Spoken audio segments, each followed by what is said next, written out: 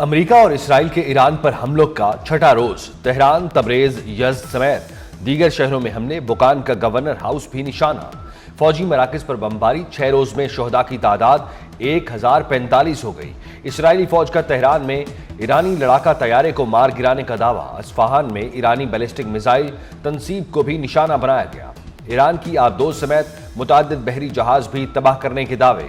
اسرائیلی فضائیہ ایران پر 5000 ٹن سے زیادہ گولہ بارود برسا چکی۔ کرد جنگجو بھی ایران امریکہ جنگ میں کود پڑے۔ ایران پر عراقی کردوں نے بھی زمینی حملہ شروع کر دیا ہے۔ کرد سرحد پار کر کے ایرانی علاقوں میں داخل ہونے لگے۔ امریکی حکام کے مطابق 1000 سے زائد عراقی کردوں نے ایران کے خلاف زمینی کارروائی شروع کی ہے۔ ایرانی وزیر خارجہ کی کرد ملیشیا کو وارننگ، امریکی حمایت سے باز رہنے کی تنبیہ۔ ایرانی خبر ایجنسی نے 3 سرحدی صوبوں میں کرد جنگجوؤں کے عراق سے ایران میں داخل ہونے کی خبروں کی تردید کر دی۔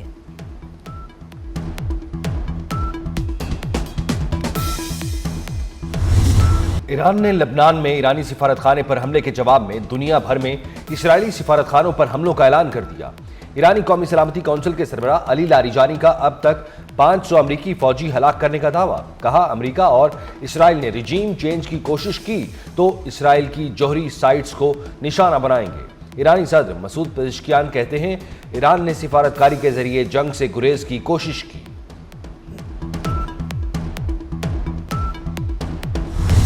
امریکہ کا پوری قوت سے ایران پر حملے جاری رکھنے کا اعلان۔ امریکی صدر ٹرمپ کا راؤنڈ ٹیبل کانفرنس سے خطاب، کہا کہ ہم ایران پر حملہ نہ کرتے تو جلد ایران کے پاس ایٹم بم ہوتا، ایران ہم پر حملہ کر دیتا۔ پاگل لوگوں کے پاس ایٹم بم ہو تو دنیا کے لیے نقصان دہ ہو سکتا ہے۔ ایران کے میزائلوں اور لانچروں کا صفایا کیا جا رہا ہے۔ ڈونلڈ ٹرمپ نے مزید کہا کہ ایران اپنے پڑوسیوں اور اتحادیوں کو بھی نشانہ بنا رہا ہے۔ ایران میں جو لیڈر بننا چاہتا ہے مارا جائے گا۔ امریکی صدر کا ایران پر مضبوط پوزیشن کا دعویٰ۔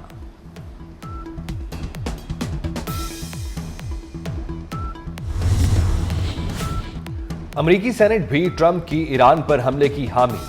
صدر ٹرمپ کے جنگی اختیار محدود کرنے اور ایران پر حملے کے لیے کانگریس سے منظوری کی قرارداد مسترد۔ 100 رکنی سینٹ میں قرارداد 47 کے مقابلے میں 53 ووٹوں سے مسترد ہوئی۔ ڈیموکریٹ ارکان صدر ٹرمپ کے فیصلے پر برس پڑے۔ اپوزیشن لیڈر سینیٹر چک شومر نے کہا صدر ٹرمپ امریکہ کو ایسی جنگ میں کیوں دھکیل رہے ہیں جس کو امریکی نہیں چاہتے۔ سینیٹر حکیم جیفریز نے کہا صدر ٹرمپ ہمارے آئین کو آگ لگا رہے ہیں۔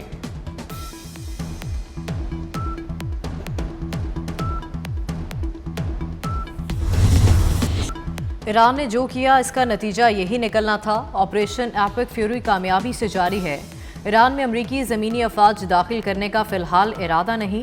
ترجمان وائٹ ہاؤس کیرولین لیوٹ کہتی ہیں کہ ایرانی سپریم لیڈر سمیت 49 رہنماؤں اور ایران میں 2000 اہداف کو نشانہ بنایا گیا، 20 ایرانی جہازوں کو بھی تباہ کیا۔ ترجمان وائٹ ہاؤس کیرولین لیوٹ نے مزید کہا کہ ایران میں فوجی کارروائی کے بعد امریکہ کا ایران میں کیا کردار ہونا چاہیے۔ صدر ٹرمپ کی مشاورت جاری ہے، آبنائے ہرمز کو محفوظ بنانے پر بھی کام کر رہے ہیں۔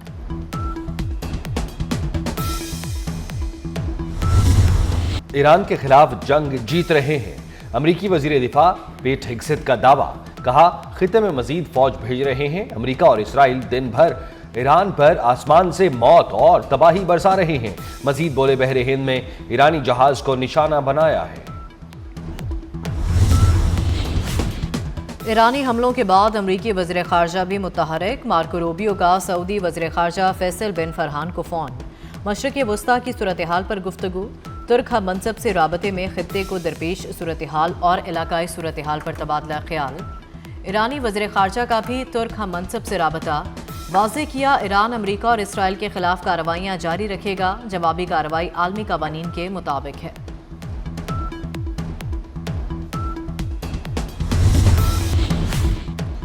چین کا ثالثی کے لیے اپنے نمائندہ خصوصی کو مشرق وسطیٰ بھیجنے کا اعلان۔ چینی وزیر خارجہ کا خطے کی تازہ ترین صورتحال پر سعودی عرب اور اماراتی وزرائے خارجہ سے ٹیلی فونک گفتگو۔ کہا اختلافات پرامن طریقے سے حل کرنے کے لیے سعودی موقف کو سراہتے ہیں۔ توانائی اور غیر عسکری اہداف پر حملے نہیں کرنے چاہیے، بحری راستے محفوظ ہونے چاہیے۔ عرب لیگ کا ایرانی حملوں پر شدید تشویش کا اظہار، ہمسایہ ممالک پر حملے عالمی قوانین کی خلاف ورزی قرار۔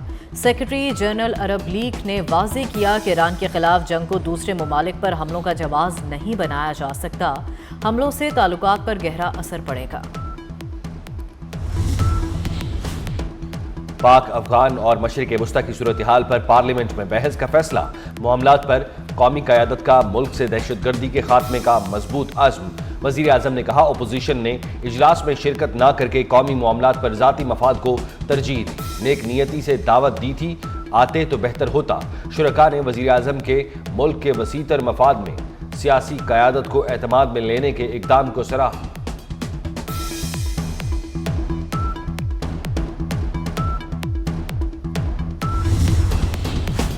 سعودی عرب نے 3 کروز میزائل مار گرائے۔ سعودی وزارت دفاع کے مطابق تینوں کروز میزائلوں کو الخرج شہر کے باہر گرایا گیا۔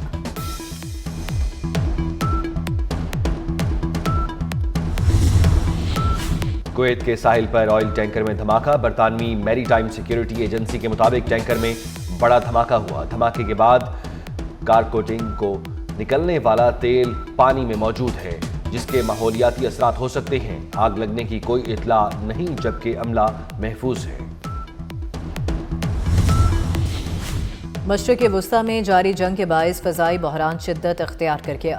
5 روز میں 8 ممالک کی منسوخ ہونے والی پروازوں کی تعداد 20,000 سے تجاوز کر گئی۔ فلائٹ شیڈیول کے مطابق پاکستان سے آج مسلسل 6 روز بھی مشرق وسطی کے لیے پروازیں متاثر ہیں۔ مجموعی طور پر 145 پروازیں منسوخ ہوئیں۔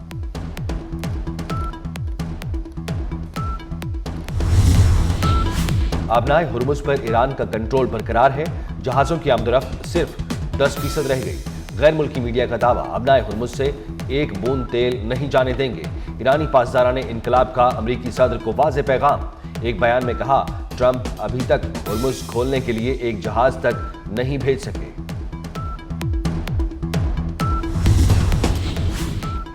جنگ کے اثرات، عالمی منڈی میں خام تیل مسلسل مہنگا، برطانوی تیل $83.78 اور امریکی خام تیل $77 فی بیرل پر فروخت۔ پاکستانی اور ایشیائی اسٹاک مارکیٹوں میں کئی روز بعد تیزی کا رجحان۔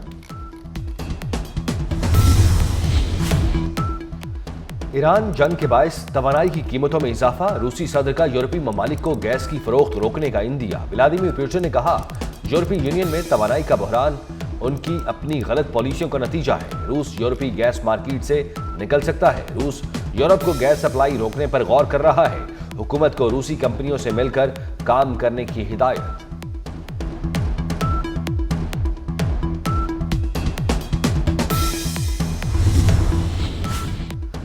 آپریشن غضب للحق میں پاک فوج کی کارروائیاں، سیکیورٹی ذرائع کے مطابق پاک فضائیہ نے قندھار میں افغان طالبان کا بریگیڈ ہیڈ کوارٹرز 205 کور تباہ کر دیا۔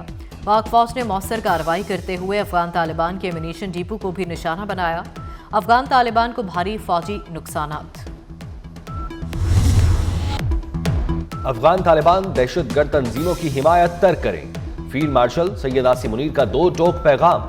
باور کرایا کہ افغان سرزمین کا پاکستان کے خلاف استعمال ہونا ناقابل قبول ہے۔ سرحد پار سے درپیش خطرات کے خاتمے کے لیے تمام ضروری اقدامات کیے جائیں گے۔ فیلڈ مارشل نے دورہ جنوبی وزیرستان کے دوران آپریشنل تیاریوں کا جائزہ لیا، یادگار شہداء پر حاضری، پھول بھی چڑھائے۔ سعودی عرب اور اسرائیل کے تعلقات معمول پر آنے کی بات بھول جائیں۔ سعودی انٹیلیجنس کے سابق سربراہ شہزادہ ترکی الفیصل کا امریکی نیوز چینل کو انٹرویو، کہا ایران کے خلاف جنگ نتن یاہو کی جنگ ہے۔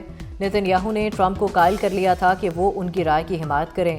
اسرائیلی وزیر اعظم اسی سلسلے میں کئی بار وائٹ ہاؤس بھی گئے۔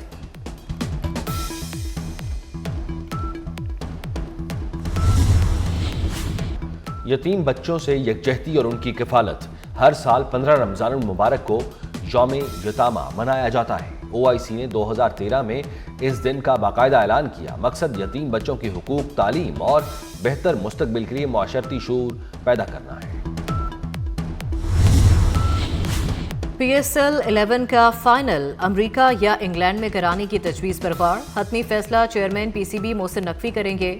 ذرائع کے مطابق پاکستان سپر لیگ انتظامیہ نے فرنچائزوں کے ساتھ نئے سیزن کا ممکنہ شیڈول شیئر کر دیا۔ पहली मर्तबा फैसलाबाद और पेशावर में भी पाकिस्तान सुपर लीग के मैचेस खेले जाएंगे। लाहौर PSL 11 के सबसे ज्यादा 44 में से 14 मैचों की मेजबानी करेगा।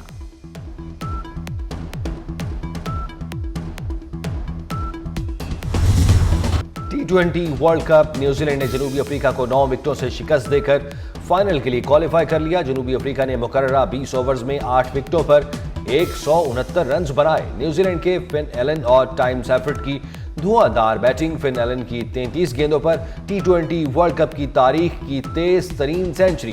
T20 वर्ल्ड कप का दूसरा सेमीफाइनल आज भारत और इंग्लैंड के दरमियान मुंबई में होगा। आज की फातेह टीम न्यूजीलैंड से फाइनल खेलेगी।